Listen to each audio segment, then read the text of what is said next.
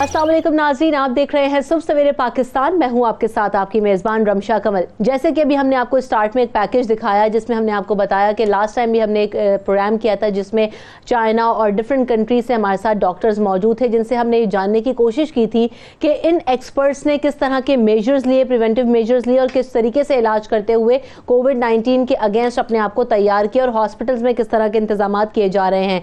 आज हमारे साथ जो यूके के डॉक्टर्स हैं वो मौजूद होंगे, उनसे जानने की कोशिश करेंगे कि आखिरकार वो फ्रंट लाइन पे किस तरह से काम कर रहे हैं, हॉस्पिटल्स में क्या तैयारियां की गई हैं और किस तरीके से कोविड-19 का जो चैलेंज है, ये जो पेंडेमिक है, उसमें काम हो रहा है और बेहतरी लाने के लिए हम पाकिस्तान में क्या कर सकते हैं। तो अपने जो तमाम एक्सपर्ट्स हैं उनका तारुफ आपसे करवाते हैं। मुझे ज्वाइन कर रहे हैं प्रोफेसर डॉक्टर मोहम्मद फैयाज, जो कि head of Al-Razi and superior university radiology department है, who is trained from Singapore. आपको भी वेलकम करते हैं। और साथ साथ हमें ज्वाइन कर रहे हैं यूके से जो डॉक्टर्स, उसमें डॉक्टर समी खान हमारे साथ मौजूद हैं जो कि FRCR हैं, कंसल्टेंट रेडियोलॉजिस्ट हैं। उसके साथ साथ डॉक्टर इमरान सैयद भी मेरे साथ मौजूद हैं जो कि FRCR हैं, कंसल्टेंट इंटरवेंशनल रेडियोलॉजिस्ट हैं। आपको भी वेलकम करते हैं। साथ साथ डॉक्टर तैयब हैदर साहब भी मौजूद हैं, FRCP consultant physician and medical director हैं। आपको भी वेलकम।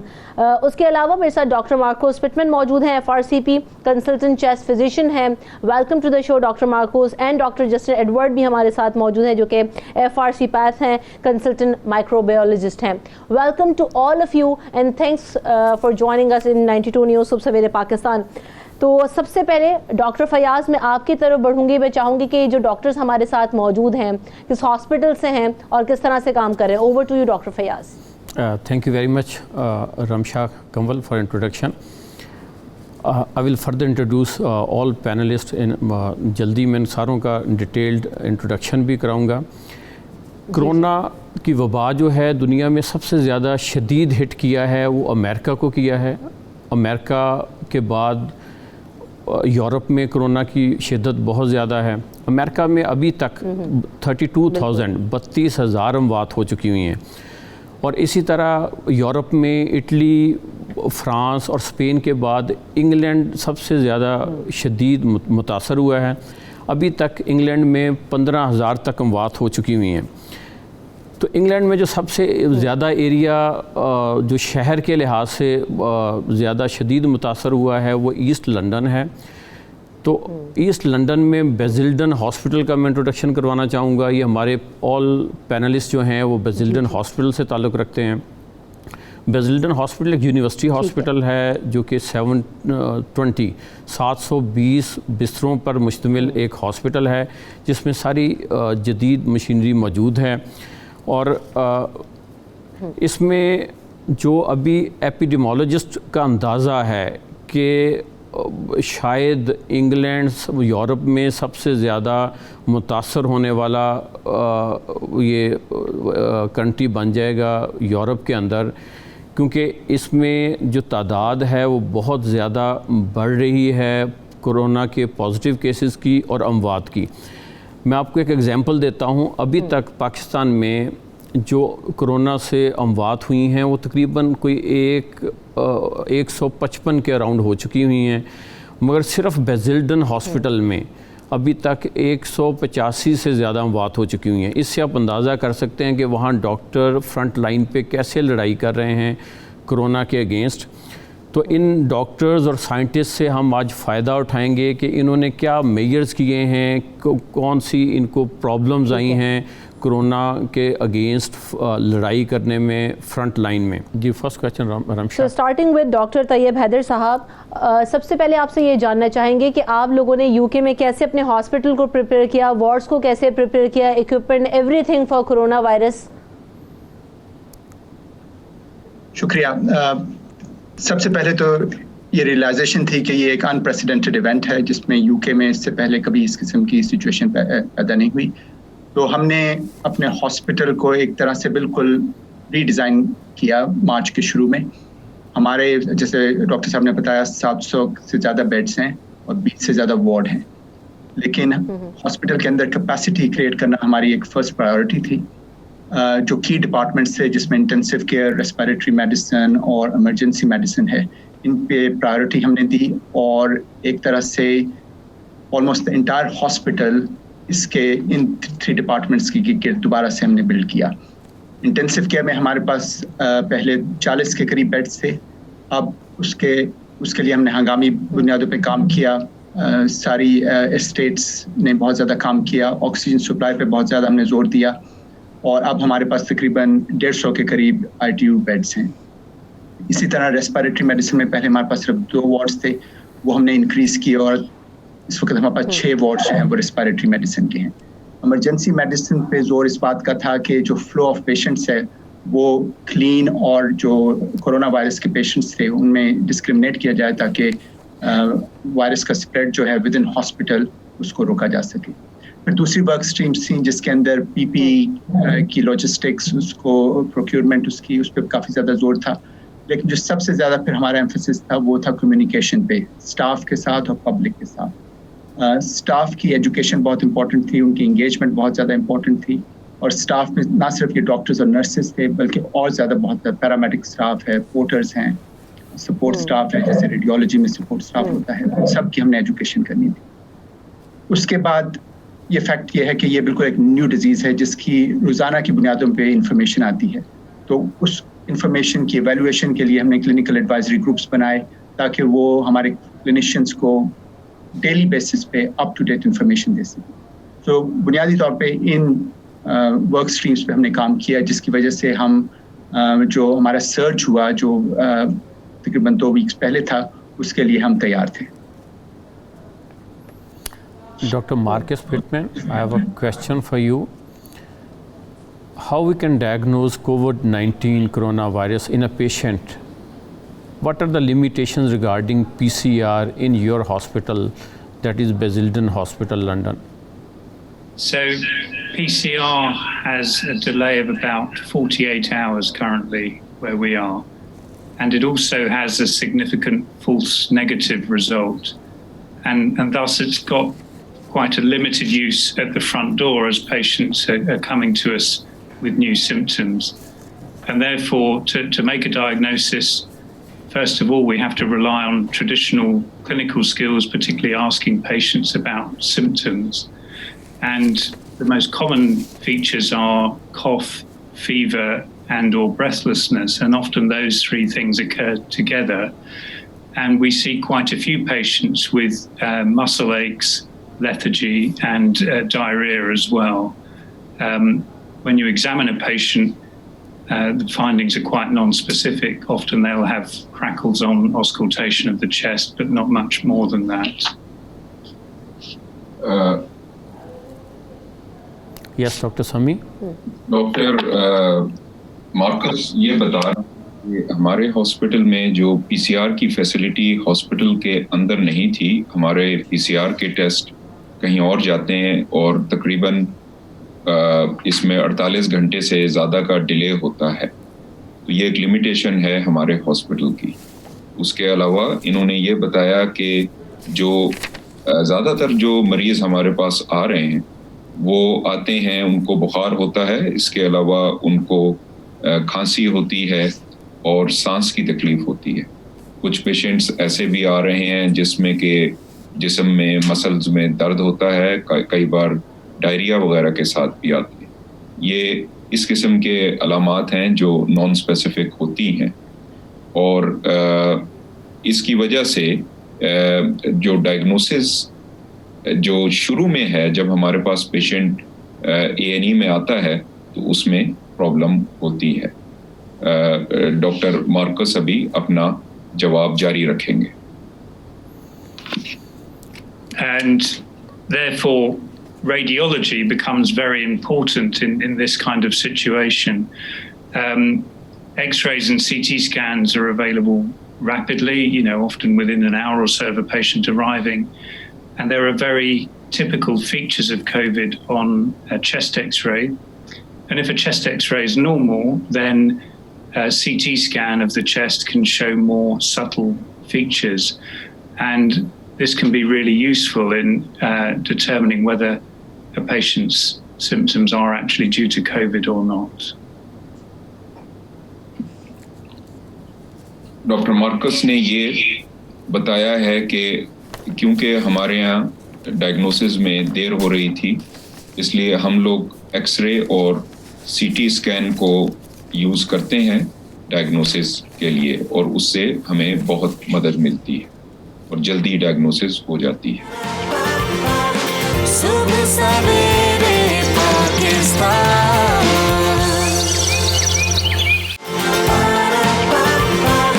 सुबह सवेरे Pakistan. Dr. Justin Edwards, I have a question for you.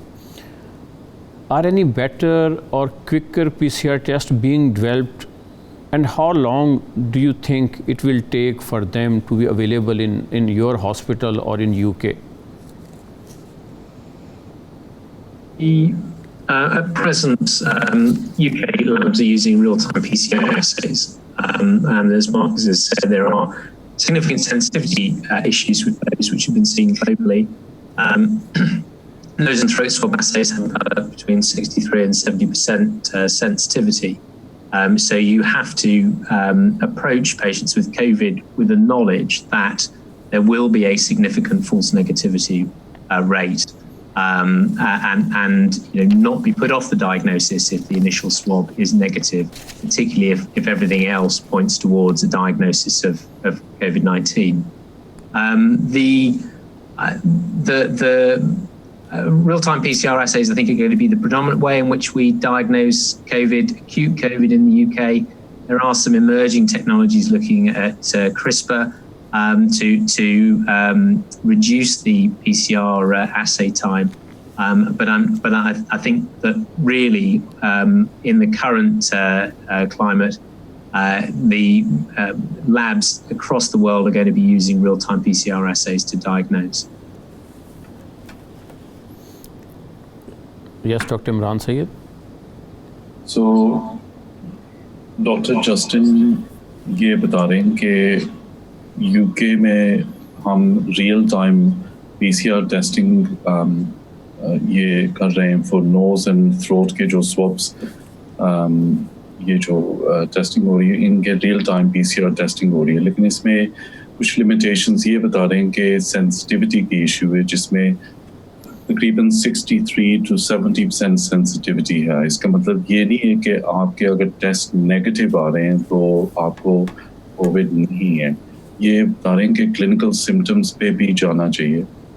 इसके अलावा ये भी उन्होंने जिक्र किया कि एक और टेस्ट जिसको क्रिस्पर इन्होंने इनका जिक्र किया है, तो ये इसमें 40 मिनट्स के अंदर आपके टेस्ट आ जाता है, लेकिन उसमें ये लिमिटेशन है कि एक तो एक अवेलेबिलिटी और लॉजिस्टिकल इसमें एक कुछ प्रॉब्लम्स नज़र आ रहे हैं ट्रांसपोर्टेशन के, और लेबोरेटरीज में ये टेस्ट फ़िलहाल हर हॉस्पिटल में नहीं है, कुछ लेबोरेटरीज कर रहे हैं। तो इन लिमिटेशंस की वजह से रियल टाइम PCR टेस्टिंग जो हम कर रहे हैं वो इसको हम रैम्प अप कर रहे हैं और टेस्ट ज़्यादा UK में बढ़ रहे हैं। डॉक्टर समी, आपसे क्वेश्चन है, जैसे डॉक्टर मार्कस पिटमैन ने जिक्र किया कि PCR की लिमिटेशंस हैं और अवेलेबिलिटी के इश्यूज़ हैं, इसी तरह डॉक्टर जस्टिन एडवर्ड ने सेम कहा कि PCR की अवेलेबिलिटी महदूद है। तो आपके ख्याल में इस PCR की महदूद दस्तयाबी की वजह से आपने रेडियोलॉजी या इमेजिंग से कैसे फ़ायदा उठाया, उसको कैसे आप इनकॉर्पोरेट करेंगे? जी, मैं इसका थोड़ा सा तफसील से जवाब देना चाहूँगा, क्योंकि एम ये है कि हमारे जो पाकिस्तान के ऑडियंस है, पर्टिकुलरली डॉक्टर्स, वो इससे कुछ पॉजिटिव बोले हैं इंफॉर्मेशन। तो इसमें ये था कि इमेजिंग के बारे में बहुत ज़्यादा कन्फ्यूजन था, और सच्ची बात यह है कि बिगनिंग ऑफ मार्च तक इवन UK में ज़्यादातर लोगों को ये नहीं पता था कि इसमें एक्सरे और पर्टिकुलरली CT का क्या रोल है। और दूसरी तरफ ये हुआ था कि क्योंकि ये डिज़ीज़ चाइना में पहले आई, फिर इटली वगैरह में, यूरोप में आई, उन लोगों ने बहुत काम किया और उन्होंने ये प्रूव कर दिया बहुत सी स्टडीज़ में कि सीटी का बड़ा रोल है और उन्होंने उसको अप्लाई किया। तो इसमें थोड़ा सा कन्फ्यूजन था लिटरेचर में, और जो प्रैक्टिसेस थी वो सीटी को नहीं इनकॉर्पोरेट कर रही थी, लेकिन अभी मेरा ख्याल में ये कंट्रोवर्सीज ख़त्म हो चुकी हैं और इसमें 7 अप्रैल को फ्लेशनर सोसाइटी है यूएसए की, उसने एक कंसेंसस स्टेटमेंट दिया है जिसमें 10 लोग ममालिक के एक्सपर्ट शामिल थे और उन्होंने सीटी के रोल को बताया है इसमें। हमारा हॉस्पिटल, मेरा ये ख्याल है कि यूके का पहला हॉस्पिटल था जिसने ये इनकॉर्पोरेट किया सीटी को और एक्सरे को इसके अंदर डायग्नोसिस में। और हम लोगों का इसका जो हमारा जो मेथड है वो अभी डॉक्टर इमरान आपको ज़रा डिटेल में बताएंगे, लेकिन मैं सिर्फ ये बता दूं कि हमारा हर पेशेंट A&E में जो आता है हम उसका एक्सरे करते हैं और अगर कुछ शराइत उसमें पूरी ना हो तो हम सीटी करते हैं और उसके बाद ये पेशेंट वार्ड्स में जाता है। और हम लोगों ने अपने सीटी के पाथवेज ऐसे बना लिए हैं कि हमारे पास पेशेंट आता है अगर A&E में तो विद इन 40 मिनट्स हम उसका सीटी कर लेते हैं। तो डॉक्टर इमरान जो हैं अब आपको ज़रा इसकी थोड़ी सी डिटेल बताएंगे कि हम इसको कैसे यूज़ कर रहे हैं। जी डॉक्टर इमरान, आप अपने इमेजिंग पाथवे को काइंडली डिटेल में बता दें कि इमेजिंग पाथवे आपका कैसे काम करता है। जी, तो ऑडियंस के लिए ये जैसे डॉक्टर समी और डॉक्टर मार्कस ने दोनों ने जिक्र किया है, जो पेशेंट इमरजेंसी डिपार्टमेंट में आता है विद सिम्टम्स ऑफ कोविड, उसमें हम पेशेंट को सब डिवाइड करते हैं। जिनके माइल्ड सिम्टम्स होते हैं और अगर उनके ऑक्सीजन लेवल्स ठीक हैं विद इन इमरजेंसी डिपार्टमेंट तो उनको फिर घर हम भेज देते हैं आफ्टर PCR टेस्टिंग और उनको कह देते हैं कि वो आइसोलेट करें। बाकी जो दूसरा ग्रुप है जिनमें से मॉडरेट इलनेस या सिवियर इलनेस नज़र आ रहा है विद इन इमरजेंसी डिपार्टमेंट, उनके PCR टेस्ट भी करवाते हैं और साथ साथ चेस्ट एक्सरे भी होता है। और चेस्ट एक्सरे PCR टेस्ट का ज़ाहिर रिजल्ट फ़ौरन तो नहीं आता है, तो हम चेस्ट एक्सरे पे डिपेंड करते हैं। अगर चेस्ट एक्सरे नॉर्मल है या ज़रा एटिपिकल है, एटिपिकल क्या मतलब है, मतलब कि हार्ट फेलियर उसमें नज़र आ रहा है या TB या कोई और बीमारी नज़र आ रही है which is not typical for Covid, तो फिर उनके CT स्कैन हम करवाते हैं। और जो पेशेंट्स के चेस्ट एक्सरे ऑब्वियसली अब नॉर्मल है कोविड के लिए, तो फिर उनको हम एक ग्रुप में डाल देते हैं जिनको हम कहला देते हैं कि ये है कोविड। अच्छा, जो फर्स्ट ग्रुप है जो जिनके चेस्ट एक्सरे या तो नॉर्मल है या एटिपिकल है, उनके CT स्कैन होता है, तो उनकी पे ग्रेडिंग होती है इनटू लो, मॉडरेट या high index of suspicion for Covid. तो ये कैटेगराइजेशन की वजह से फिर पेशेंट्स को हम कोहोर्ट्स में डाल देते हैं। कोहोर्ट्स का मतलब एक ग्रुप्स में डाल देते हैं। तो ये ग्रुप्स जो हैं वो क्लिनिशियंस के पास पेशेंट्स पे आ जाते हैं और फिर इसके बारे में डॉक्टर पिटमन आपको इसके डिटेल्स देते हैं। जी डॉक्टर इमरान, आपसे मज़ीद पूछेंगे regarding your imaging pathway strategy.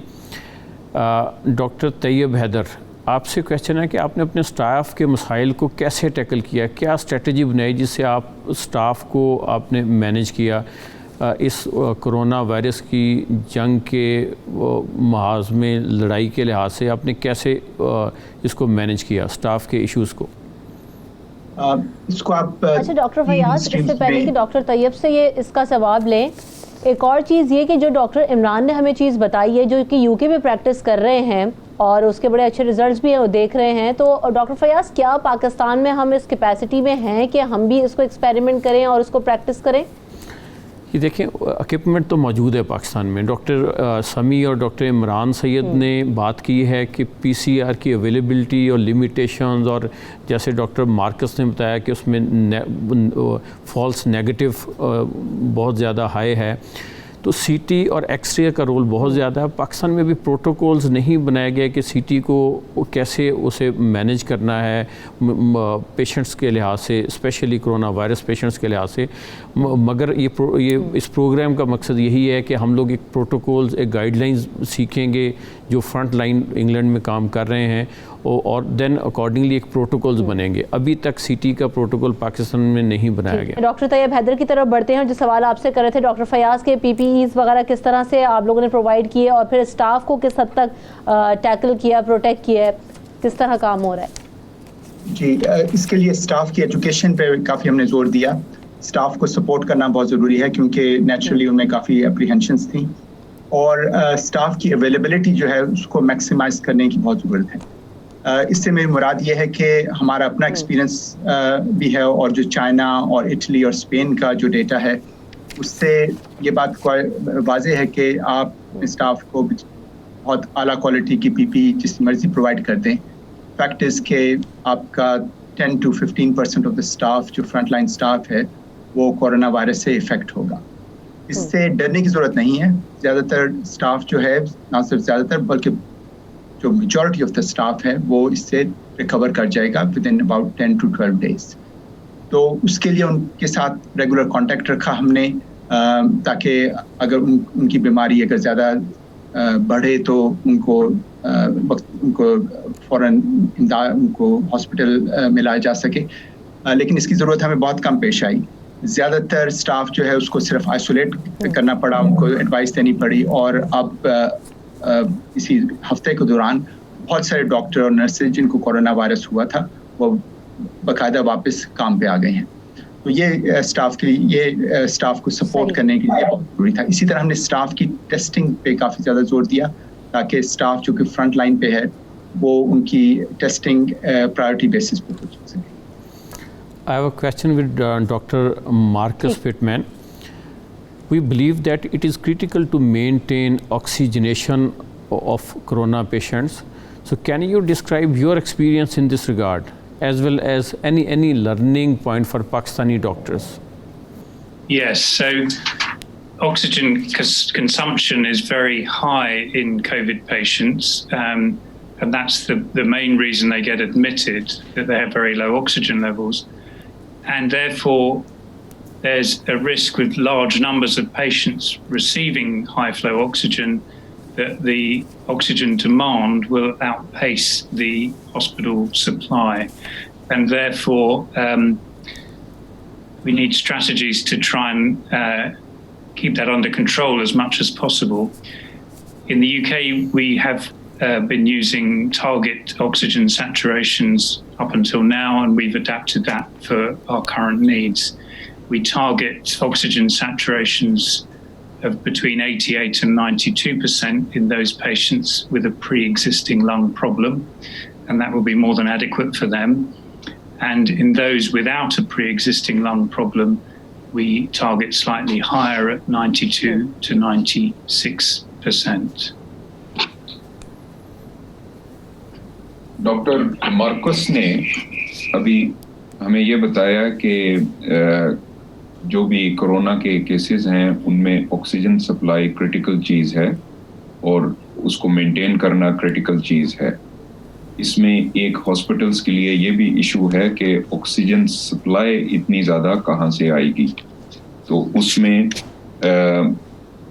हमारे हॉस्पिटल में और यूके की प्रैक्टिस भी ये है कि प्रोटोकॉल्स बनाए हुए हैं और जिस तरह की पेशेंट की हालत होती है उसके हिसाब से ऑक्सीजन इस्तेमाल की जाती है ताकि सप्लाई और डिमांड जो है उसको मेंटेन किया जा सके। या doctor Justin, very important question from you. ठीक है। अच्छा मुझे चूंकि अभी यहाँ पर ब्रेक की तरफ पढ़ना है तो पहले मैं ब्रेक ले लेती हूँ। ब्रेक के बाद जब वापस आएंगे तो एक तो बात करेंगे कि पाकिस्तान में क्या सेट प्रोटोकॉल्स हैं, सेकेंडली कि ट्रेनिंग्स और वैक्सीन्स पे भी बात करेंगे कि अभी जो कहा जा रहा है कि मजीद फर्दर यूके ने भी कहा कि हमने कुछ वैक्सीन तैयार की, तो उसकी तरफ भी बढ़ेंगे। ब्रेक लेते हैं, ब्रेक के बाद वापस हाजिर होंगे।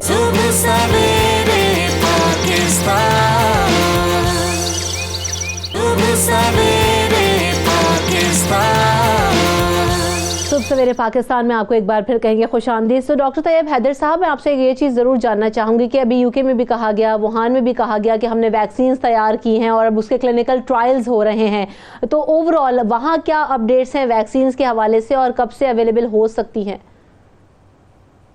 वैक्सीन के question I think Justin Edwards इस फील्ड के स्पेशलिस्ट हैं, वो आपको देंगे। Dr. Justin Edwards, I have a very important question for you, especially regarding the immune system. What kind of tests are available to confirm whether a person has developed immunity against the coronavirus, COVID-19? And one more thing to add about the vaccination process. Okay, I'll deal with both of those. So the immunological diagnosis of COVID-19 in terms of antibody testing, so looking at the generation of antibodies to the coronavirus antigen, those are being developed. They're pretty much in their infancy. And they combine essentially two platforms. One is ELISA-based technology, and the other is lateral flow or immunochromatographic assays, well akin to pregnancy tests, essentially. They are certainly not going to be a replacement for real-time PCR in terms of acute diagnosis of COVID. There is a lag time of roughly about 11-12 days before those assays start to become positive, reflecting the lag time in terms of antibody generation. I think there are how they will perform on both an individual basis in terms of sensitivity and specificity. There are particular concerns about cross-reactivity between SARS-CoV-2 and seasonal coronaviruses. So how they will perform on an individual basis, I think, it remains to be seen. And then what utility they give us on a population basis in terms of determining how much of the population have been exposed, I think that also remains to be seen. It is the other thing to be very much mindful of with immunological-based diagnosis or determining of antibody response is that, and the WHO have just been quite clear about this, is that we do not know at the moment whether an immune response to COVID-19 actually is protective. I suspect there is a large amount of it that will be, but we don't know whether it will truly prevent reinfection. And I think that's really important. From a vaccine perspective, obviously there are international efforts ongoing at the moment in terms of developing a vaccine. I think it's very unlikely that we will realise a vaccine probably within the next, and not until the next year to 18 months. And I worry as well, we know that seasonal coronaviruses do not produce robust and long-term immunity in humans. And as that's the case, I do worry that that will be a challenge in terms of vaccine development, in terms of how much efficacy there is from the vaccine. So a lot of questions which there are really very unclear answers at the moment, and a lot of significant unknowns. Dr. Imran Syed.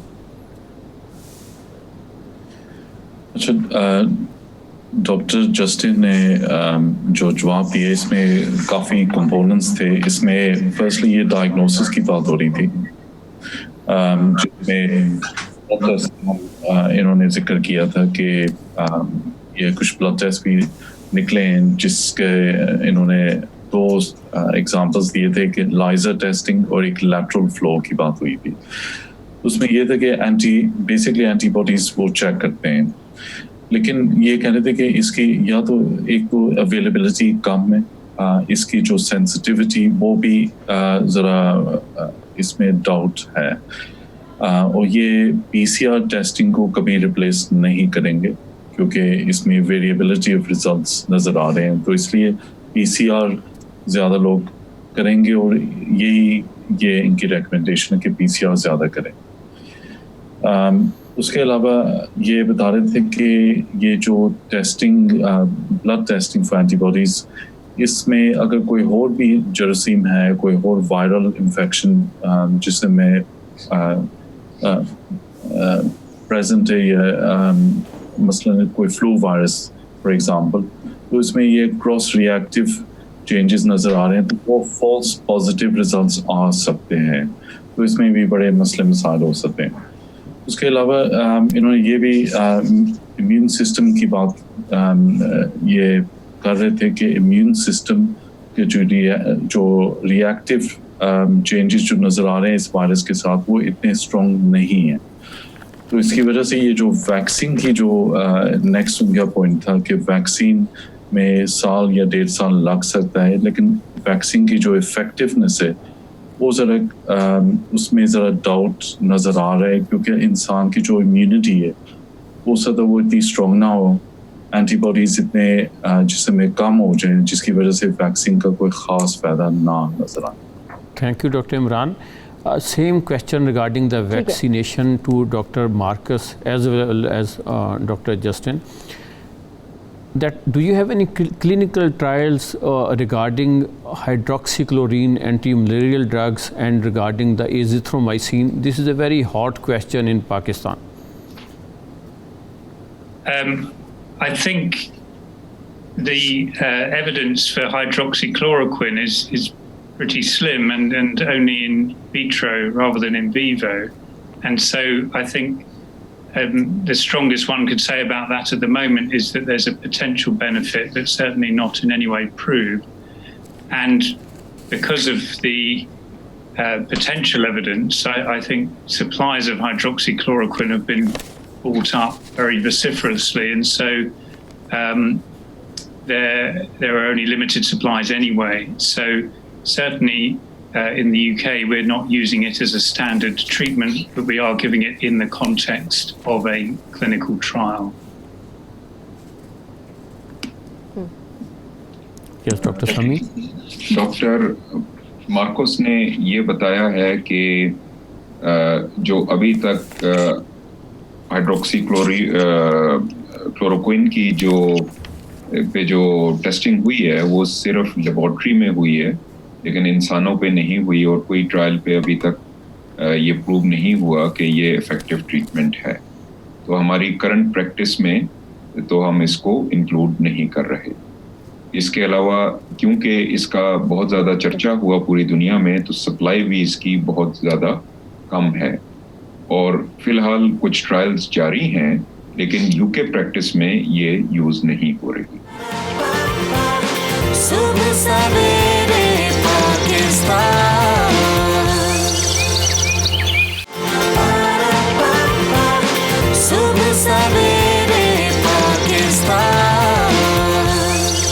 एक question है मेरा पूरे panel से।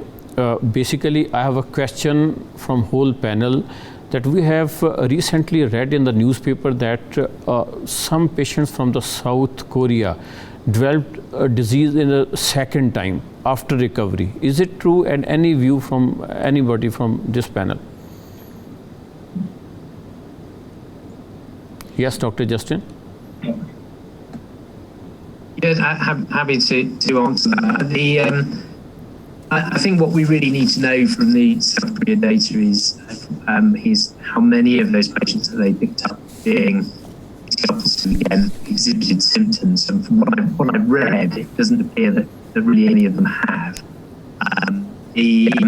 And I think it is of concern that the South Koreans are obviously picking up ongoing PCR positivity for COVID-19. But I wonder perhaps whether it just tells us a little bit more about how much more complex this virus in terms of its interaction with our own immunity is. I think it is probably far more likely that the South Korean data reflects ongoing shedding of virus from the respiratory tract, rather than true reinfection. So and perhaps it reflects that the COVID-19 in humans is going to persist in terms of being shed from the respiratory tract for far longer than we thought, and that shedding is probably intermittent. So again, you know, I think a very much unknown entity, what the South Koreans are seeing, important, but I suspect it's going to just reflect ongoing shedding from the respiratory tract. Doctor Justin ने ये जवाब दिया कि south Korean कुछ ऐसे cases सामने आ रहे हैं जिसमें पेशेंट्स के दोबारा पीसीआर टेस्टिंग पॉजिटिव आ रही है इन कोरोना वायरस केसेस, तो उसकी वजूहत क्या है? तो उन्होंने ये जिक्र किया कि एक कोरोना वायरस या कोविड-19 पेशेंट्स में वायरस की जो प्रोसेस जो नज़र आ रहा है वो ये है कि वो वायरस अपने सांस और जो नेज़ल सिस्टम से, मतलब कि नाक से ये बीमारी निकल रही है। तो ये जब वायरस जिस्म से निकल रहा है तो उसको कहते हैं वायरल शेडिंग। ये वायरल शेडिंग प्रोसेस की वजह से टेस्ट दोबारा पॉजिटिव आ रहे हैं। कब शेडिंग हो रही है? हो सकता है कि ये सुबह आप टेस्ट करें तो वो नेगेटिव आए, तो वही पेशेंट्स को आप रात को टेस्ट करें तो वो पॉजिटिव आए। इंटरमिटेंट का मतलब यही है कि कभी शेडिंग हो रही है, कभी ज़्यादा हो रही है, कभी कम हो रही है, तो उसकी वजह से ये टेस्ट दोबारा पॉजिटिव आ रहे हैं। Thank you doctor Imran.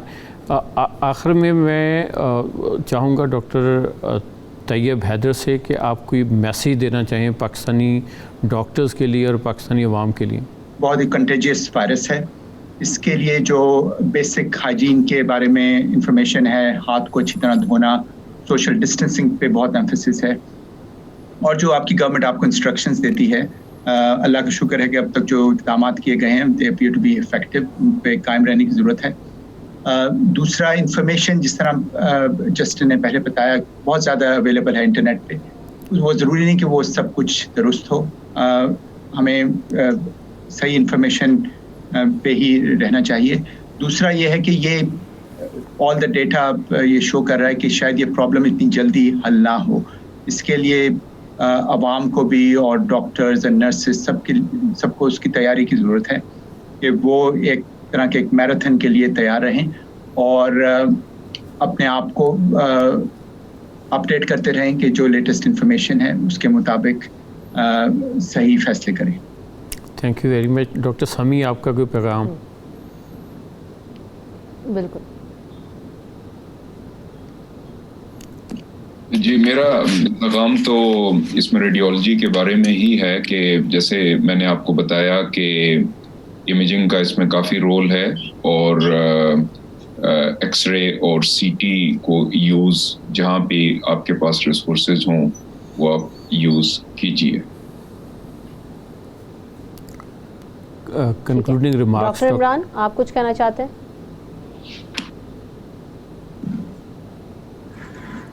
Doctor Imran Syed please. जी, सो मेरी तरफ से एज एन एक्सटेंशन जो डॉक्टर समीर खान ने जो बात की है, सीटी और एक्सरे का बड़ा रोल है और हमने ये रोल यूके में हम दिखा रहे हैं, बल्कि हमारे हॉस्पिटल में ये पीसीआर के साथ ही इसका काफ़ी असर नज़र आ रहा है in terms of patient management. इसमें सिर्फ ये होगा कि अगर आपके हॉस्पिटल में रिसोर्सेज हैं तो उन रिसोर्सेज के हिसाब से आप चलें, लेकिन सीटी और एक्सरे में काफ़ी फ़ायदा हमें नज़र आ रहा है। और अगर आपने इस्तेमाल करना, प्लीज़ एक एल्गोरिदम या एक प्रोटोकॉल के हिसाब से आप इन एक्सरे और सीटी और पीसीआर टेस्टिंग इनका एक प्रोटोकॉल बना दें, तो उसके हिसाब से प्लीज़ आप पेशेंट्स को फ़ायदा दें। Thank you so much, Dr. Justin, Dr. Marcus, everyone, and Dr. Tayyab Haider, Dr. Imran, Dr. Sami for joining us in Sub Savere Pakistan, and thank you so much। आज आपने भी वक्त दिया, आप तमाम मेहमानों का बहुत शुक्रिया। यहाँ पर वक्त हुआ एक ब्रेक का, ब्रेक के बाद हाजिर होंगे अपने अगले सेगमेंट्स में, हमारे साथ रहिए। सुब सवेरे Pakistan,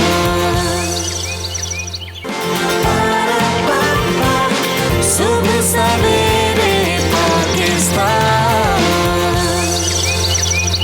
so welcome back again in सुबह सवेरे पाकिस्तान। आगे बढ़ेंगे, आपको बताएंगे कि वफाकी काबीना की जानिब से मईशत की बहाली के हवाले से जो तामीराती इंडस्ट्री के लिए 2 रोज़ कबल ऑर्डिनेंस मंजूर किया गया था, इस ऑर्डिनेंस के मुताबिक पाकिस्तान हाउसिंग अथॉरिटी के जो कम लागत वाले घर हैं उसके लिए 90% तक टैक्स छूट दे दी गई है। इसके अलावा अगर सीमेंट की बात की जाए, स्टील की बात की जाए और जो दीगर मटीरियल इसमें लगेगा उसमें भी विद होल्डिंग टैक्स को ख़त्म करने का ऐलान किया गया है। इसी पर बात करेंगे, हमारे साथ जो एक्सपर्ट्स मौजूद हैं कि इसके असरात क्या होंगे और क्या वाकई हकीकी मायनों में इसका फ़ायदा आवाम तक पहुंचेगा। बात करते हैं, शकील रामे साहब हमारे साथ मौजूद हैं जो कि माहिर मुआशियात हैं। उसके साथ साथ मुझे अब्दुल रहमान साहब ज्वाइन कर रहे हैं जो कि वाइस चेयरमैन आबाद हैं, कराची में मेरे साथ मौजूद हैं।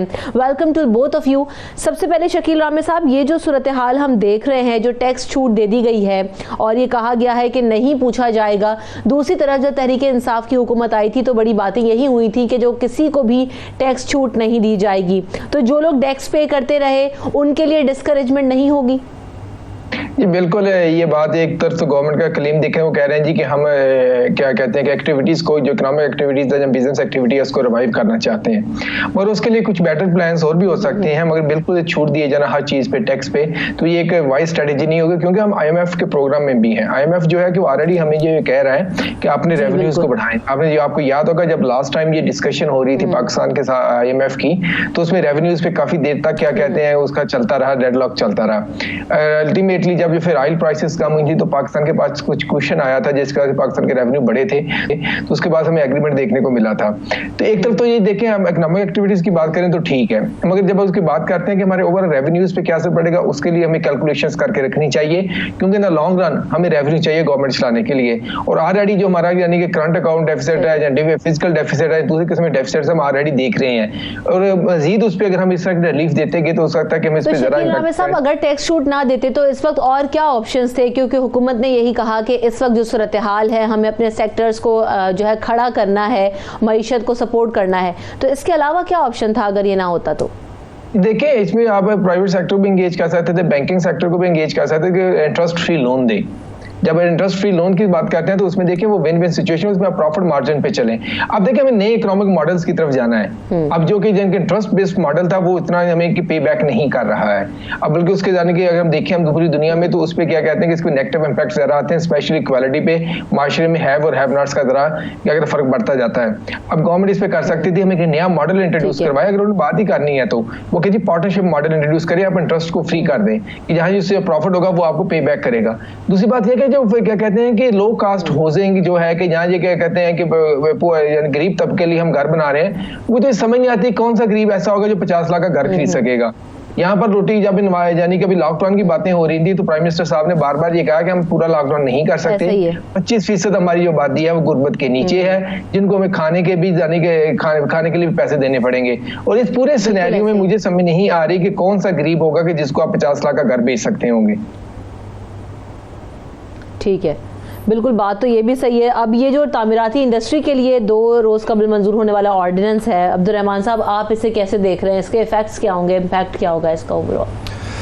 देखिए, ये जैसे मेरे दोस्त ने फरमाया कि मतलब ये कोई ज़रूरी नहीं था या इस नौइयत की कोई चीज़ करनी इकानमी के लिए को बूस्ट करने के लिए दूसरे इक़दाम भी किए जा सकते थे, लेकिन मैं तवज्जो दिलाना चाहूँगा कि अमेरिका में भी अगर देखा जाए तो देखिए जब जिस वक्त सारी डेवलपमेंट हुई, रोड्स और इंफ्रास्ट्रक्चर और ब्रिजेज़ और तमाम चीज़ें बनी हैं, जो मेजर हाईवेज़ उनकी बनी हैं, तो उस वक्त उन्होंने भी टैक्स छूट और ये तमाम चीज़ें दी और देने के बाद ही वो डेवलपमेंट हुए। एक और पॉइंट ऑफ व्यू मेरा ये है कि देखिए जब इस नौइयत की वर्ल्ड वाइड एक प्रॉब्लम या बहुत बड़ा इशू खड़ा होता है तो उसमें क्या होता है कि बहुत छोटे कंट्रीज़, बहुत छोटी इकानमीज़ को फलने फूलने का मौका भी मिलता है, तो इसका इम्पैक्ट दूरस है लॉन्ग टर्म में।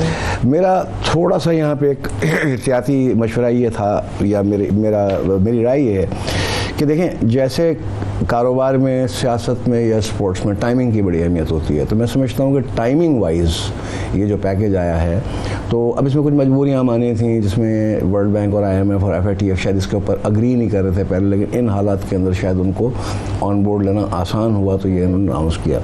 तो अगर हम इसको पॉलिटिकल पॉइंट ऑफ व्यू से देखें तो इमरान खान साहब की मकबूलियत में एक दिन के अंदर इजाफा हुआ इस ऐलान के बाद, ठीक है ना, तो वो तो उनके हिसाब से टाइमिंग बहुत बेहतर थी, मगर इस पर्टिकुलर पैकेज के जो बेनिफिट्स हैं उनको हासिल करने के लिए जो कुछ करना होगा वो लॉकडाउन में पॉसिबल नहीं है। दूसरी बात ये कि ये टाइम बाउंड है।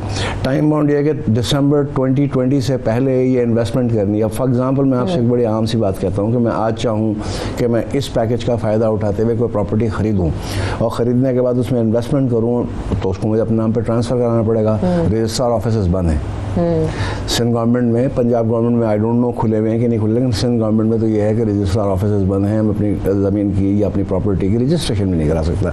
तो देखिए बात यह है कि जब तक आज़ादाना अपना ये आपकी कारोबारी सरगर्मियाँ नहीं शुरू होंगी उस वक्त इसका कोई मस्बत नतीजा नहीं आएगा। तो अभी ये जो कंस्ट्रक्शन इंडस्ट्री है उसको कितना फ़ायदा होगा ये जो फैसला लिया गया इसके बाद, और कौन कौन से सेक्टर्स हैं जो इसकी वजह से जो है ना वो हमें देखेगा कि उसमें बेहतरी आएगी या उसकी वजह से लोगों को रोजगार मिलेगा? देखें बुनियादी तौर पर बहुत सारे दोस्त हमारे मुख्तलिफ चैनल्स के ऊपर मेरी बात हुई तो उनका डिफरेंट पॉइंट ऑफ व्यू है इसके ऊपर। जैसे रियल इस्टेट वाले ये कहते हैं कि हमें कोई बेनिफिट नहीं मिला, तो अगर उनको नहीं मिला और वो उसमें हमसे चाहते हैं कि हम उनको कोऑपरेट करें तो हम ज़रूर करेंगे। लेकिन बात यह है कि ओवरऑल जब ये एक्टिविटी शुरू होगी ना उसमें रियल इस्टेट एजेंट को भी फ़ायदा होगा, इसमें ख़रीदार को भी फ़ायदा होगा।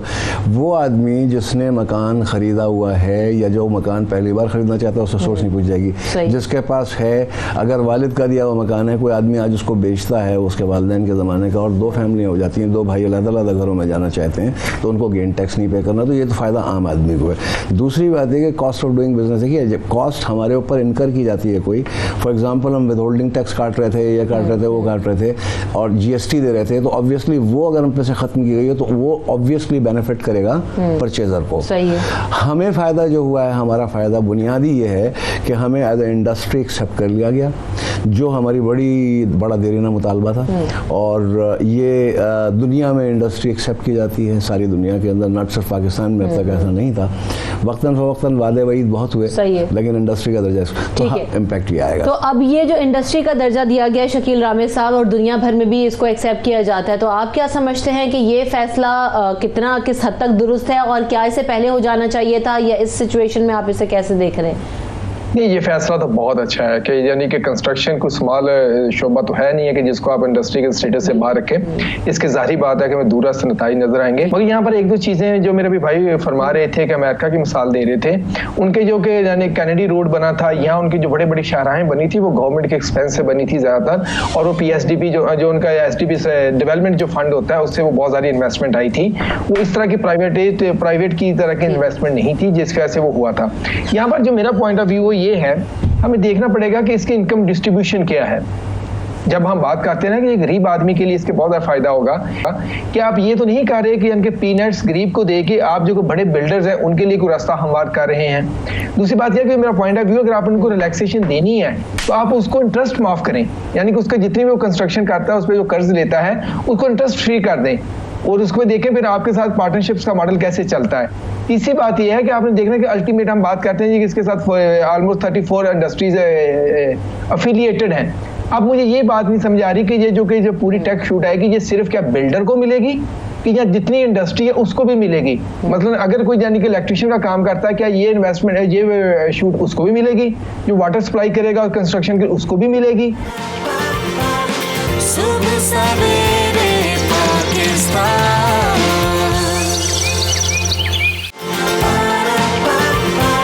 सुबह सवेरे पाकिस्तान। और आप क्या समझ रहे हैं कि जो विल्ड होल्डिंग टैक्सेस समय पर और दीगर चीज़ों के ऊपर, स्टील वगैरह के ऊपर, उसको भी कम किया गया, तो इससे अखराजात में कमी होगी? यकीनी सी बात है कि कॉस्ट सेविंग तो होगी इससे। सवाल ये कि जैसे मेरे दोस्त ने फरमाया ना, बहुत सारी चीज़ें अनक्लियर हैं। अभी देखिए, वैसे भी हमारे पास ना जो प्रपोज ड्राफ्ट था उसकी कॉपी तो मौजूद है, अभी तक signed copy, executed copy by president अभी तक नहीं आई है। ठीक है ना? अच्छा, होता क्या है कि आपके इल्म में है कि एक प्रपोज ड्राफ्ट जाता है, फिर वो लीगल से बैठ होता है, तमाम चीज़ें, तो हो सकता है मामूली एडजस्टमेंट्स उसमें हो।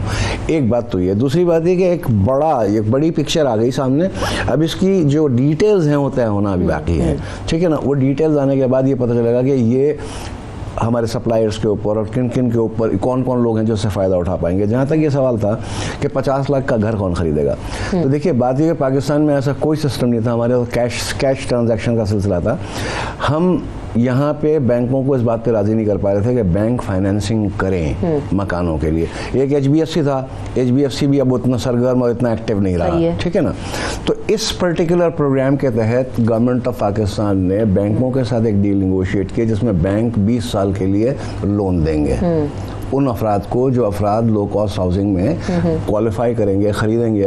तो ऑब्वियसली वो 50 लाख तो अफोर्ड नहीं कर सकते। तो वही जो तरीक़ेकार सारी दुनिया में राइज है कि वो जो परसेंटेज 10, 20, 25% जो वो दे सकेंगे डाउन, और बाकी जो है वो बैंक्स बाउंड होंगे इस बात के ऊपर कि बैंक्स उनको फाइनेंस करेंगे फॉर 20 ईयर्स।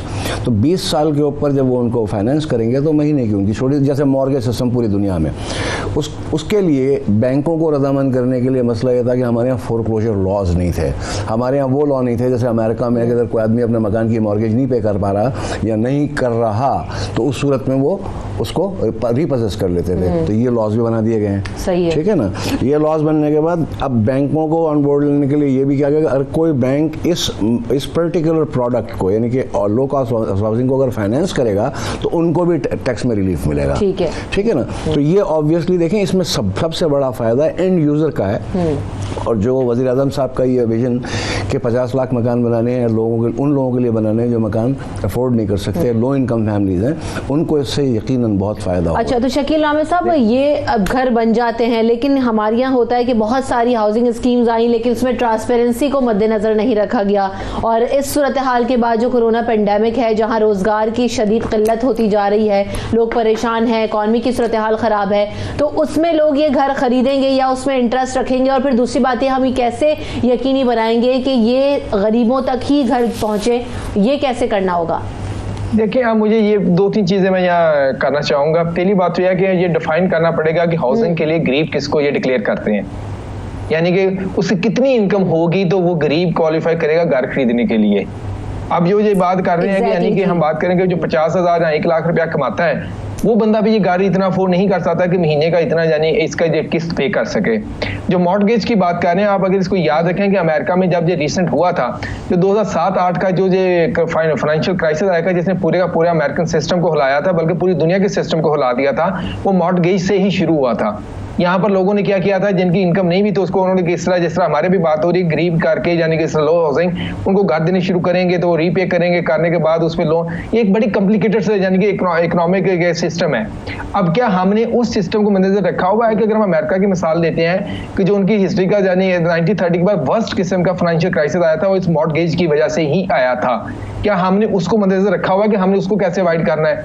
अब जारी बात है, बैंक की जब हम बात करते हैं तो बैंक उसी को कर्जा देगा जिसको नजर आ रहा होगा बैंक को कि ये प्री पे कर सकता है। अब वो किसी गरीब को कर्जा तो देगा नहीं। आप जाए ना क्या कहते हैं बैंक में, अब बैंक वाले आपसे 10 किस्म की श्योरिटी मांगते हैं कि ये भी बताएं, ये भी बताएं, ये बताएं।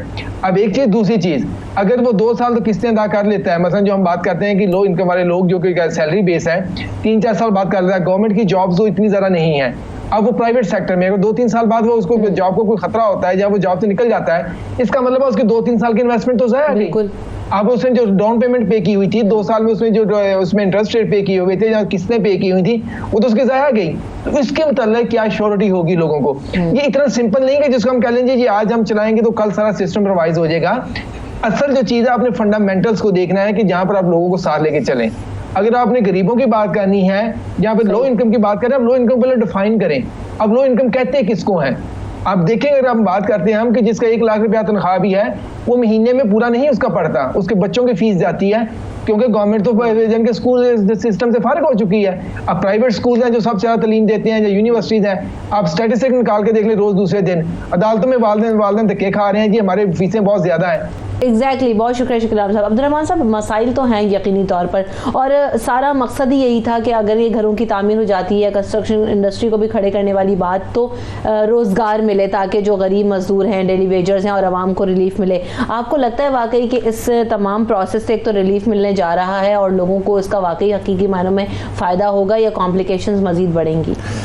देखें, कोई भी अगर लॉ इन्फोर्स किया जाता है, कोई नई चीज़ लाई जाती है, तो उसके अंदर हमेशा ये खदशात तो रहते हैं कि उसमें कहीं कोई ऊंच नीच होने का चांसेस है। जहाँ तक 2007 और 2008 के इंसिडेंट का, अमेरिका का जो जिक्र किया मेरे दोस्त ने, तो देखिए उसमें सबसे अहम बात ये थी कि अमेरिकन जो लेंडिंग सिस्टम है ना, दैट्स वेरी एग्रेसिव।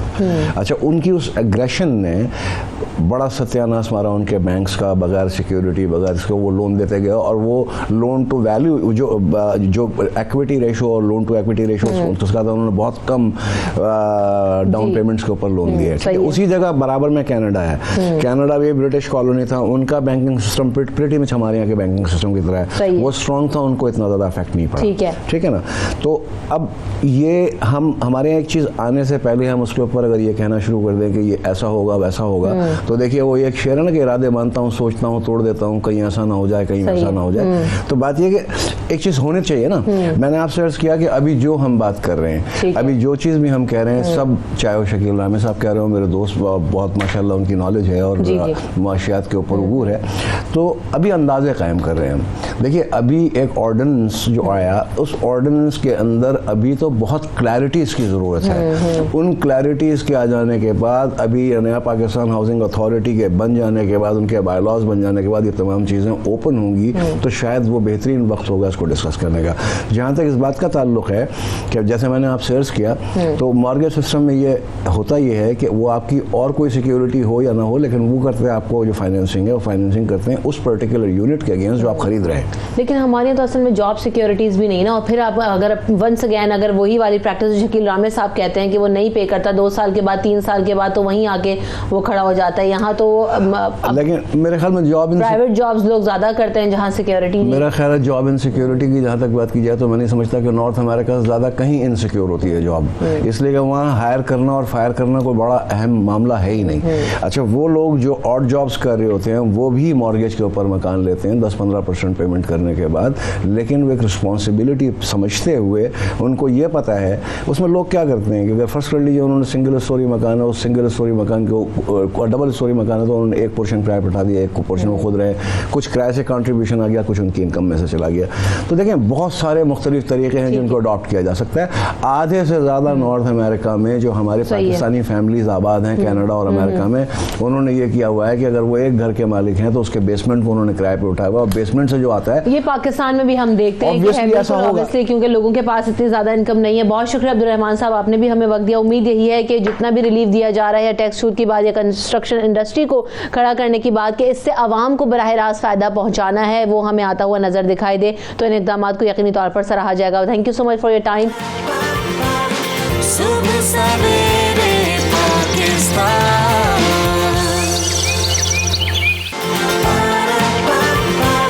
सुबह सवेरे पाकिस्तान। थायराइड ग्लैंड्स हैं क्या और इनकी जो है कितनी ज़्यादा ज़रूरत है, हमारे जिस्म में किस तरीके से काम करते हैं, और अगर यहाँ पर कॉम्प्लिकेशंस हों तो इसकी वजह से हमारी बॉडी में और कौन कौन सी कॉम्प्लिकेशंस हो सकती हैं और कैसे इससे बचना है, इन तमाम चीज़ों पर बात करेंगे। एक्सपर्ट्स हमारे साथ मौजूद हैं। डॉक्टर राशिद ज़िया साहब मुझे ज्वाइन कर रहे हैं जो कि ENT स्पेशलिस्ट हैं, और साथ साथ डॉक्टर सारा फारूकी भी मेरे साथ मौजूद हैं जो कि माहिर ग़िज़ाइयत हैं। Welcome both of you. सबसे पहले डॉक्टर राशिद ज़िया साहब, ये थायराइड ग्लैंड्स जो हैं वो हैं क्या, और ये हमारे जिस्म के लिए कितने ज़रूरी और अहम है? Thank you very much. Thyroid gland हमारी गर्दन में, नेक में, सामने के हिस्से में, सांस की नाली के ऊपर एक ग्लैंड है, और इसकी ज़रूरत और इंतहाई ज़रूरत का अंदाज़ा आप इससे लगा सकते हैं कि बच्चा जब नशो नुमा पार होता है माँ के पेट में, तो सबसे पहले इसकी वजूद अमल में आ जाता है। पहले मंथ के आखिरी हफ्ते में ये बनना शुरू हो जाता है, और फर्स्ट ट्राइमेस्टर के एंड पे ये पूरी तरह फंक्शन शुरू कर देता है। इसका मतलब ये कि आखिरी 6 मंथ्स में, इवन इंट्रायूट्राइन लाइफ में, ये फुल्ली फंक्शनल होता है। थायराइड ग्लैंड गर्दन में एक हार्मोन प्रोड्यूस करता है जिसको T3 T4 भी बोलते हैं, थायरॉक्सिन भी इसी का नाम है। ठीक है। ये हमारी जिस्म का एब्सोल्यूट एक्सेलरेटर है। उसको जितने भी अमल हो रहे हैं, 75 ट्रिलियन सेल से एक ह्यूमन बीइंग डेवलप होता है, उस पूरी बॉडी के हर सेल के नॉर्मल, ऑप्टिमल, बराबर फंक्शन करने के लिए थायराइड हार्मोन अशद ज़रूरी है। अगर ये थोड़ा सा ज़्यादा काम करेगा तो हम वीक पड़ जाएंगे, वेट लॉस हो जाएगा, पैल्पिटेशन शुरू हो जाएगी, पूरी बॉडी कांपने लग जाएगी। लेकिन अगर ये काम कम करे, जिसका ज़्यादा 80% 85% लोगों को थायरॉक्सिन में कमी का मसला है, हाइपोथायराइडिज्म का है, और पूरी दुनिया में एक पाकिस्तान नहीं, यूरोप, अमेरिका में भी ये 1992 से ये मसले का ज़्यादा इदराक हुआ। वक्त के साथ इसकी तशख़ीस में इंतहाई ज़्यादा सादगी आ गई। अब इसकी बीमारियों का आलमोस्ट समझ लें कि ज़्यादातर हिस्सा इंसान को पता है। साइंस को जितनी बीमारियां थायराइड से मुतल्लिक हैं सब के बारे में अच्छी तरह इदराक है। वक्त के साथ तशख़ीस बहुत बेहतर हो गई है, तशख़ीस का अमल। अच्छा, पूछेंगे कि इसकी वजह से बीमारियां कौन कौन सी होती हैं। एक और चीज़ ये डॉक्टर सारा फारूकी कि थायराइड से बचने के लिए पहले कहा जाता था माजी में कि आयोडीन मिला नमक इस्तेमाल करें, ख़ास तौर पर बच्चों के लिए। तो इसके अलावा इसका क्या इम्पैक्ट होता है और कौन कौन सी चीज़ें इससे मुतासर होती हैं? देखिए, सबसे ज़्यादा तो ज़रूरी है कि आपकी एक बैलेंस डाइट हो, आप प्रॉपर डाइट ले रहे हो, क्योंकि हमारा जिस तरह का हमारी सेडेंट्री लाइफस्टाइल है, ओवरऑल इतने ईयर्स में आप देखें हम लोग इतना जंक फूड और फास्ट फूड का इंटेक हमारा बहुत ज़्यादा रहा है, तो ऑटोमेटिकली आपकी बॉडी में जितने भी फंक्शंस हैं वो ऑल्टर होना शुरू हो जाते हैं, सारे फंक्शंस डिस्टर्ब होना शुरू हो जाते हैं। उसी तरह आपकी बॉडी में जो थायराइड हार्मोन है वो भी जो है उसकी भी रिलीज़ जो है वो डिस्टर्ब होना शुरू हो जाती है। अब डिपेंड करता है कि आपकी डाइट उस वक्त किस तरह की है। अगर आप बहुत बैलेंस डाइट ले रहे हैं, कार्ब्स, प्रोटीन्स, फैट्स का जो है आप मॉडरेशन में इंटेक कर रहे हैं, और जो जंक फूड, फास्ट फूड, खासतौर पे रिफाइंड शुगर जो आपके हैं, जो आप मार्केट से चीज़ें लेके आते हैं, शुगरी फूड्स जो आप लेके आते हैं, उनका इंटेक इस सूरत में नहीं करना चाहिए, खासतौर पे अभी भी। और एक्सरसाइज पे ज़्यादा फोकस रखना चाहिए। एक्सरसाइज आपको जो है बहुत ज़्यादा हेल्पफुल रहती है आपके लिए, आपकी जो है हार्मोन्स को जो है बैलेंस आउट करने के लिए। अब अगर हम सिर्फ थायराइड की बात करें तो उसके अंदर नमक के बारे में क्या डॉक्टर साहब ने भी जिक्र किया, दुरुस्त है या फिर जी मिथ है? जी, मैं उसी की तरफ ही आ रही हूँ। हाँ जी, आयोडीन आप जो है लाजमी यूज़ करें, वो मिथ नहीं है। आयोडाइज सॉल्ट और उसके अलावा डिफरेंट मिनरल्स जो हैं, सेलेनियम है, जिंक है, आयरन है, ये सारे मिनरल्स जो हैं बहुत ज़्यादा इंपॉर्टेंट रोल प्ले करते हैं इसके अंदर, कि आपको जो है इन चीज़ों का हाइपोथायराइडिज्म के अगर आपको हाइपोथायराइडिज्म है तो उस सूरत में आपको ये लेना चाहिए। हाँ, अगर आपको हाइपरथायराइडिज्म है जिसके अंदर जो है ये हार्मोन ज़्यादा अमाउंट में आपकी बॉडी में रिलीज़ हो रहा है, तब आपको कोशिश करनी चाहिए कि आयोडाइज चीज़ें जो हैं कम से कम ली जाएँ या उनका मिनिमम क्वान्टिटी में लिया जाए। ठीक है। अच्छा, तो डॉक्टर राशिद साहब, एक तो आप बात करते कि कुछ डिजीज़ के बारे में, एक तो हमें वो भी बताएं, और फिर ये कि कौन कौन से हार्मोन्स बनाता है और उन हार्मोन्स का इंसानी जिस्म में क्या किरदार होता है। थायराइड हार्मोन की दो बीमारियां हैं main, hyper thyroid and hypothyroid. एक है जिसमें थायराइड की कमी वाक़ हो जाती, थायराइड हार्मोन्स की। ये 85% 90% मसला पूरी दुनिया में यही है ये, और इसकी बड़ी वजह, सबसे ज़्यादा बड़ी वजह पूरी दुनिया में आयोडीन की कमी है। और वो कंट्री जिनमें माउंटेनस एरिया हैं वहाँ पे प्रॉब्लम ज़्यादा होगा, उसको वाश आउट इफेक्ट भी बोलते हैं। जैसे हमारे हिमालय है, इस तरह एल्प्स हैं, यूरोप है, अमेरिका है, तो जहाँ पे भी साल्ट में आयोडीन मुनासिब होगा, हमारी ग़िज़ा में मुनासिब होगा, जैसे दूध में, अंडे में, आयोडीन साल्ट हर किसी ने लेना है, नॉर्मल ने भी, हाइपो वाले में। सिर्फ हाइपर वाले ने थोड़ा सा इसमें ख्याल करना है, कमी। एक आधा टीस्पून, हाफ टी स्पून नमक iodised daily is sufficient enough कि हमारी नॉर्मल बैलेंस कर दे। अगर आप दूध भी ले रहे हैं मुनासिब, अंडा भी ले रहे हैं, हमारे ज़रा सी फूड कम लिया जाता है क्योंकि पाकिस्तान का ज़्यादा एरिया सी से दूर है। सी फूड की जितनी भी चीज़ें हैं, स्पेशली वो जो फ़िश है जिसमें फ़ैट कम होगी, वो दी बेस्ट हैं। जो लोग श्रिम्प लेंगे, सी फूड लेंगे, वो ऑप्टिमम रहेगा। लेकिन याद रखा जाए कि लैक्टेटिंग मदर और प्रेगनेंसी में इसका नॉर्मल होना या नॉर्मल से थोड़ा सा ज़्यादा होना अशद ज़रूरी है, वरना वो बच्चे जो कमी का शिकार होंगे वो ना तो नॉर्मल हाइट अचीव करेंगे, ना उनकी ग्रोथ नॉर्मल होगी, फिर उनका सुनना और एक्सप्रेशन सारी चीज़ें वीक हो जाएंगी। इसलिए जब भी किसी के गले को सामने से बढ़ता हुआ देखें तो ज़रूरी है कि अपने डॉक्टर को दिखाएं, और इसके बारे में 99% तशख़ीस एक आम मेडिकल अफसर आसानी से कर देता। ठीक है। तो डॉक्टर सारा, एक और चीज़ है कि अभी कुछ चीज़ें डॉक्टर राशिद साहब ने भी बताई कि किन चीज़ों का इस्तेमाल कर सकते हैं। कौन कौन सी सब्जियां हैं जिनमें आयोडीन हमें ज़्यादा मिलता है? देखिए, आयोडीन जैसे मैंने बताया आयोडाइज सॉल्ट के अंदर भी मौजूद है, उसके अंदर आपको फ़िश वगैरह में भी मौजूद है, ये आपके डिफरेंट ग्रीन लीफी वेजिटेबल्स के अंदर भी मौजूद है, और एग्स वगैरह के अंदर भी मौजूद है, मिल्क के अंदर भी मौजूद है। तो आपको इन चीज़ों से ये मिल सकता है। लेकिन उसके अलावा भी आपको 3-4 और चीज़ों का भी ध्यान रखना है कि आपने सेलेनियम का भी इंटेक करना है। ये आपको ब्राज़ील नट से भी मिल जाता है, आलमंड्स और वॉलनट्स वगैरह से भी मिल जाता है। और उसके अलावा ये आपको चिकन, फिश और मटन से भी मिल जाता है। उसके अलावा फिर है जिंक आ जाता है, बीफ, मटन, और वो भी चिकन वगैरह में मौजूद है। उसका भी इंटेक अच्छा होना बहुत ज़्यादा ज़रूरी है इसके अंदर।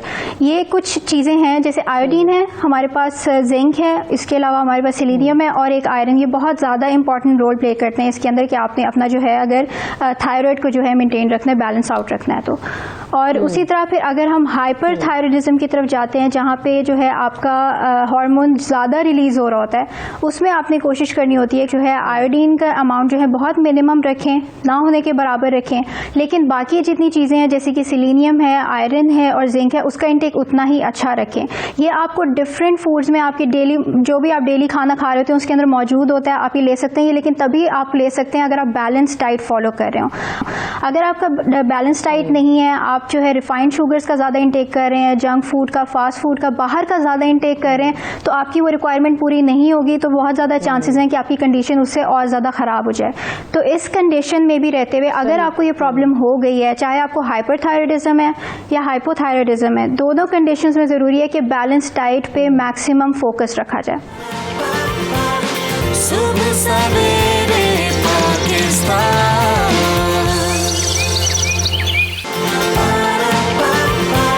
सुबह सवेरे पाकिस्तान। डॉक्टर राशिद, कैसे मालूम हो सकता है कि किसी को थायराइड का प्रॉब्लम है? अलामात क्या होती हैं, सिम्टम्स क्या हो सकते हैं? ख़ुद को कैसे पता चलेगा कि मुझे प्रॉब्लम ये है? मिस रिमशा, इसकी बड़ी पहचान इजी है।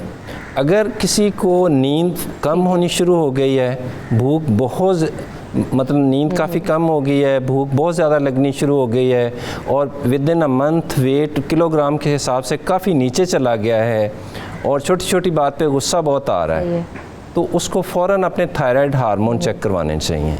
एक सिंपल सा test within a day exactly पता कर देता है। अगर वेट बढ़ना शुरू हो गया है, कमज़ोरी महसूस हो रही है, और फेस पे स्पेशली स्वेलिंग आ रही है, और एक ख़ास बात के बाल झड़ रहे हैं, स्पेशली आईब्रोज़ के ज़्यादा झड़ने शुरू हो गए, सर के बाल और आईब्रोज़, तो और फेस पे स्वेलिंग भी आ रही है, तो ये कमी में थायराइड में काफ़ी कमी वाक़ई हो रही है। तो उसको फ़ौरन अपना blood test T3, T4, TSH करवाना चाहिए। और इसके लिए सिंपल से टेस्ट होते हैं, अल्ट्रासाउंड। अच्छा, इनको बैलेंस रखने के लिए क्या किया जा सकता है डॉक्टर राशिद साहब? इसको बैलेंस करने का तो सबसे आसान तरीका ग़िज़ा है। सिंपल सी ग़िज़ा ली जाए। हमारे इधर बीन्स जैसे हैं, एग्स हैं, और स्पेशली जो पोल्ट्री एक्सपोज है सनलाइट को, दी बेस्ट है। एक देसी मुर्गी है, अंडा है, दूध है, ये सभी चीज़ें एनरिच्ड हैं आयोडीन में। और जितनी भी बीन्स वगैरह हैं, सी वीड्स हैं, जितनी भी सी फूड्स हैं, ये सारी बेस्ट हैं। फ़िश में स्पेशली अगर अफोर्ड करते हैं तो tuna fish, cod fish the best है इस सारे काम के लिए। श्रिम्प्स दी बेस्ट हैं, लेकिन थोड़ा थोड़ा नमक लेना चाहिए। स्वाय वो लोग जिनको हार्ट डिजीज़ हैं, ब्लड प्रेशर है, या थायराइड ऑलरेडी फंक्शन ज़्यादा कर रहा है, उन लोगों ने एहतियात करनी है। उनको फ़ौरन एंडोक्रिनोलॉजिस्ट से भी मिलना चाहिए, और खाने पीने में एहतियात भी करनी चाहिए। Otherwise normal balance diet, sunlight से एक्सपोजर, ये सारी चीज़ें इस चीज़ को बेहतरी की तरफ लेके जाती हैं।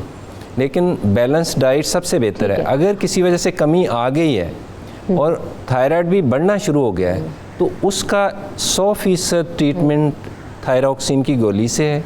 ये सस्ती तरीन टैबलेट्स हैं, और विद इन अ वीक इसमें बैलेंस अफेक्ट आ जाता है। तो वो डॉक्टर के बताए हुए तरीके के मुताबिक जितनी डोज़ एग्जैक्टली एडजस्ट कर दी जाएगी, वो ज़्यादा चांस है कि उनको महीनों और सालों तक लेनी पड़ेगी। अच्छा, तो इसको रिकवर करने में कितना टाइम लगता है डॉक्टर राशिद साहब? इसको नॉर्मल होने में चंद हफ्ते लगेंगे। आम तौर पे 2 हफ्ते में बैलेंस आउट हो जाता है, पेशेंट पता लग जाता है कि 1 टैबलेट से या 2 टैबलेट से ठीक होगा। लेकिन ये भी याद रखा जाए कि थायराइड सही है बराबर दोनों साइड पे बढ़ रहा है, नेक के सामने स्वेलिंग आ रही है और यूनिफॉर्म है। जो ही बच्ची आम तौर पे बच्चे और ख़ास तौर पे बच्चियों में 12 ईयर्स 11 ईयर्स पे नेक के सामने स्वेलिंग आए तो एक ये नॉर्मल चीज़ है, डॉक्टर को दिखाया जाए। शायद 50% बच्चों को थायरॉक्सिन कुछ देर के लिए देनी पड़ेगी। इसको प्यूबर्टी गोइटर भी कहा जाता है। ठीक है। अगर एक ही तरफ स्वेलिंग आ रही है, दाएं तरफ या बाएं तरफ, और रैपिडली बढ़ रही है और आवाज़ बदल गई है या गिल्टियाँ अपीयर हो गई हैं, तो इस सूरत में फौरी तौर पे अपने डॉक्टर को मिलना चाहिए, क्योंकि इस सूरत में डर ये है कि उसमें कोई बुरी डिजीज़ बन रही है। हेड एंड नेक रीजन में हमारी बॉडी के ऊपर वाले हिस्से में सबसे ज़्यादा कॉमन एरिया जिसमें कैंसर डेवलप होता है, बुरे वाली रसौली डेवलप होती है, थायराइड उनमें से एक जगह है और ये 100% काबिल इलाज है। आपने ये मिस रिमशा बहुत अच्छा टॉपिक है कि अर्ली डिटेक्शन 100% इलाज की गारंटी है, और अगर थायरॉक्सिन ऑप्टिमम रखी जाएगी तो इन बीमारियों का होना काफ़ी कम हो जाएगा। ठीक है। अच्छा डॉक्टर सारा, एक और चीज़ें कहा जाता है कि अभी हम आयोडीन सॉल्ट की बात कर रहे हैं, उसका इस्तेमाल वैसे नॉर्मली कहते हैं कि सॉल्ट का इंटेक बच्चों के लिए भी बहुत ज़्यादा अच्छा नहीं है अगर उनको ज़्यादा दिया जाए, या जो बड़े हैं वो भी बहुत ज़्यादा सॉल्ट इंटेक ना करें। तो इसमें किस हद तक वो बैलेंस रखना चाहिए और कितना आप इस्तेमाल कर सकते हैं अगर आप आयोडीन सॉल्ट भी इस्तेमाल कर रहे हैं? देखिए, ½ टीस्पून भी अगर आप यूज़ करें तो इट्स ऑल राइट, अगर आप एक दिन में यूज़ कर रहे हैं तो। दूसरा ये है कि साथ साथ बाकी चीज़ों के भी, जैसे मैंने बताया कि बैलेंस आउट करना बहुत ज़्यादा ज़रूरी है, बच्चों के लिए भी और बड़ों के लिए भी। तो जैसे कि हम जूसेस की बात करें तो जूसेस में किस तरीके से आप इस्तेमाल कर सकते हैं, उस बाद में किस तरह से जो है आप आयोडीन का इस्तेमाल कर सकते हैं? सॉरी, किन चीज़ों में? जूसेस वगैरह या लिक्विड फॉर्म में कैसे आप इंटेक कर सकते हैं आयोडीन का? जी, आप खाने में यूज़ कर सकते हैं, आप जो घर में खाना प्रिपेयर करते हैं उसके अंदर आप यूज़ कर सकते हैं। और उसके अलावा अगर आप जो है कोई जूसेस वगैरह भी प्रिपेयर करते हैं फ्रेश, तो उसके अंदर भी आप ऐड ऑन कर सकते हैं, लेकिन क्वांटिटी आपको वही है कि मेजर करके ही लेनी पड़ेगी। कोई भी चीज़ आप सही है। जुहेब हमारे साथ एक कॉलर है, उनको शामिल कर लेते हैं। अस्सलाम वालेकुम जुहेब। अस्सलाम वालेकुम जी, टॉपिक आपका बड़ा अच्छा है। मैं पूछना ये चाह रहा था कि जो गले में गिल्टी वगैरह बन जाती है, इसका फर्दर आगे इलाज क्या होता है? क्या इसके लिए ऑपरेट वगैरह करवाना पड़ता है या इसके बगैर भी इसका इलाज हो जाता है? इसके ऊपर मुझे ज़रा बता दीजिएगा प्लीज। ठीक है, आपके सवाल का जवाब लेते हैं, लेकिन पहले डॉक्टर सारा कुछ कह रही थी जी, कंप्लीट कर लीजिएगा। आप क्या कहना चाह रही थी डॉक्टर सारा? जी, मैं कह रही थी कि उसको बैलेंस आउट करने की बहुत ज़्यादा ज़रूरत है कि बच्चों के लिए भी और बड़ों के लिए भी उसको आपने देखना है कि क्वांटिटी जो है मॉडरेशन में आप उसको लें। अगर आप ½ टीस्पून भी ले रहे हैं तो उसको आपने जो है क्वांटिटी मेजर करके ही लेनी है। ठीक है, ओके। डॉक्टर राशिद साहब, सवाल आया कि गिल्टी बच जाती है तो क्या उसको ऑपरेट ही करवाना पड़ता है या उसका क्या फिर इलाज होता है? गिल्टी अगर तो दोनों साइड पे यूनिफॉर्मली इनलार्ज हो रहा है, जिसको हम प्यूबर्टी गाइटर बोलते हैं, उसमें बिल्कुल घबराने की ज़रूरत नहीं है। सीक्वेंशियल हम नेक्स्ट साइज़ देखते रहेंगे। अगर वो बहुत स्लोली ग्रोइंग है और हार्मोन ठीक काम कर रहे हैं तो हम iodine, iodise salt, balance diet और शायद थायरॉक्सिन भी दें। लेकिन अगर एक साइड पे है और रैपिडली बढ़ रही है और उसके साथ उसकी कुछ लिम्फ नोड भी इन्वॉल्व हुए हैं, गिल्टियाँ भी बनी, जड़ें भी बन रही हैं, तो उस सूरत में उसका फौरी तौर पे टेस्ट होंगे। उसमें थायराइड स्कैन भी है, अल्ट्रासोनोग्राफी भी है, वो करके उसकी लिमिट किया जाएगा, चेक किया जाएगा कि है कहाँ पे और क्या चीज़ है ये। और उसके लिए एक माइक्रो बायोप्सी भी होती है जो नीडल से हो जाती है। ये चीज़ें तय करेंगी। अगर तो बिनाइन है, इनोसेंट है, इसमें कोई बुरे सेल नहीं है, तो आम तौर पे वेट एंड सी किया जाएगा। अगर उसमें कोई मैलिग्नेंट सेल है और रैपिडली बढ़ रहा है और एक ही साइड पे है तो, और पेशेंट की एज ज़्यादा नहीं है, अगर पेशेंट की एज 70 के पास है तो आम तौर पे सर्जरी नहीं की जाती, फिर उसको सिंपल कंजर्वेटिव वे से ही ट्रीट किया जाता है। और उसके लिए बहुत सारी आयोडीन्स हैं, रेडियो एक्टिव आयोडीन्स हैं, उससे पूरे सेल को वैसे ही डिस्ट्रॉय कर दिया जाता है और थायरॉक्सिन ओरली दे दी जाती है। लेकिन मेजॉरिटी केसेस में जहाँ पे कैंसर का शक है, एक ही साइड पे बढ़ रहा है, या सांस की तकलीफ़ हो गई है, या इन पेशेंट में आवाज़ बदल गई है, किसी पेशेंट के गोइटर है, गिल्लर बना हुआ और आवाज़ बदल रही है और नेक स्वेलिंग एक रैपिडली हो रही है, तो फौरी तौर पे उसकी सर्जरी ही बेहतर आंसर है, वरना वो लाइफ थ्रेटनिंग हो जाएगा। सही, ठीक है। एक और कॉलर है हमारे साथ, कौसर, उनको शामिल करते हैं। अस्सलाम वालेकुम।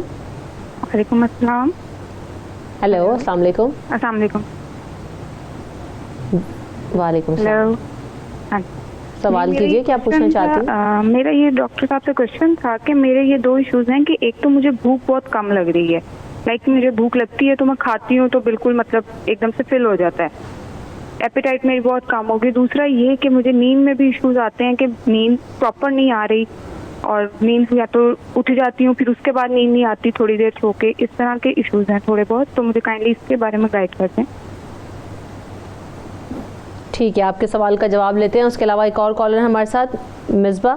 अच्छा, ड्रॉप हो गई।